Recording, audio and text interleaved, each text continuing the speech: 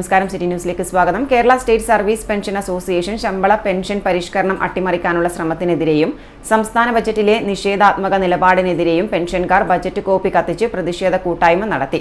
Association സംസ്ഥാന president MP Velayudhan ഉദ്ഘാടനം ചെയ്തു. കാരണം ഈ പിണറായി സർക്കാരിന്റെ തുടർഭരണത്തിന്റെ അവസാന ബഡ്ജറ്റാണ്. ആ ബഡ്ജറ്റിലാണ് സാധാരണഗതിയിൽ ജീവനക്കാരെ സംബന്ധിക്കുന്നതും ഈ സംസ്ഥാനത്തെ പെൻഷൻകാരെ സംബന്ധിക്കുന്നതും അവരുടെ ഉപജീവന മാർഗം എന്ന രീതിയിൽ കുടുംബാംഗങ്ങളെ സംബന്ധിച്ചു അവർക്കുള്ള ഒരു പ്രതീക്ഷയായിരുന്നു ഈ ബഡ്ജറ്റ് കഴിഞ്ഞ വെള്ളിയാഴ്ച ധനകാര്യമന്ത്രി 9 മണിക്ക് നിയമസഭയിൽ അവതരിപ്പിച്ചത്.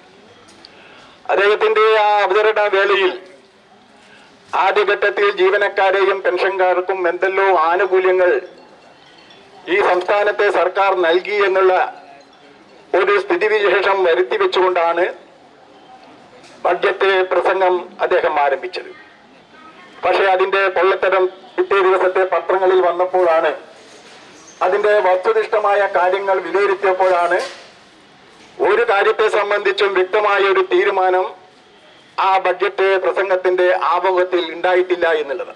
Kerala state service pensioners association Kannur, Azhikode നിയോജക മണ്ഡലം കമ്മിറ്റികളുടെ നേതൃത്വത്തിലായിരുന്നു ജില്ലാ ട്രഷറിക്ക് മുന്നിൽ പ്രതിഷേധം നടന്നത്. കണ്ണൂർ നിയോജക മണ്ഡലം പ്രസിഡന്റ് KK രവീന്ദ്രൻ അധ്യക്ഷത വഹിച്ചു. VV യുവേന്ദ്രൻ, K Mohanan, E Balakrishnan, P Abubakar, CM Gopinathan, U Kunhambu, Thankamma Velayudhan, VC Narayanan തുടങ്ങിയവർ സമരത്തിന് നേതൃത്വം നൽകി. City news, Kannur.